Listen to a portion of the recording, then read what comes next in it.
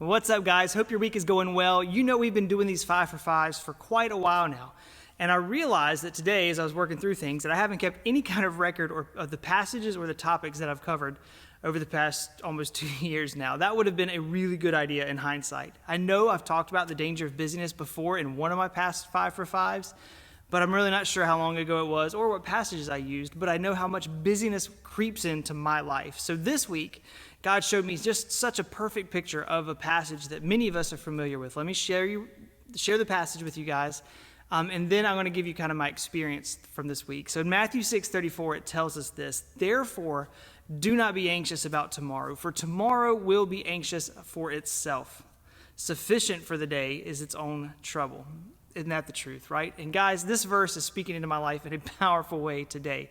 It's Tuesday as I'm filming this, and man, I got a crazy busy day tomorrow. I'm thankful that I get to speak at a chapel service tomorrow morning. We have the second night of our Star Wars series tomorrow night at Revolution. And then I was just thinking through the rest of the stuff. I have to get stuff ready for Sunday because Thursday morning I'll be at school, at Mentor, and at Coastal all morning long.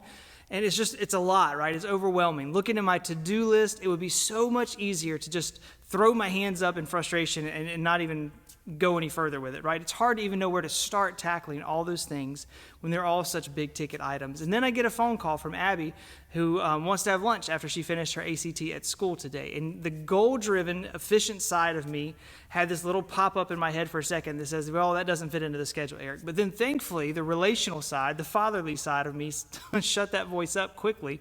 And I said that I would love to have lunch with my daughter, right? The fact that busyness made me hesitate just for a second shows the power that worry and anxiety can have on our lives in the moment. All of those stresses are a day or 2 days off for me, right? And here they were, making me almost miss what was most important today. That's the power that busyness and to-do lists can have on us when we don't keep them in check. In James 4, we're reminded that our lives are just a mist, right, that appears for a little while and then it vanishes. Guys, don't let your busyness or your concern for tomorrow rob you of the opportunities that God is giving you today. If I had said no to lunch, I might have had a few more things done when I left the office today, but really I would have totally missed out on hearing about Abby's week and the things that are going on in her life. And guys, that would have been just a horrible thing, right? I wouldn't trade that conversation for anything at all. I am so thankful that the Holy Spirit reminded me in the moment that tomorrow is going to take care of itself in time, but today is the task that's before me. Guys, I want you to encourage just to live each day in the middle of God's will and know that tomorrow is going to take care of itself. Still plan. Don't procrastinate. That backfires too.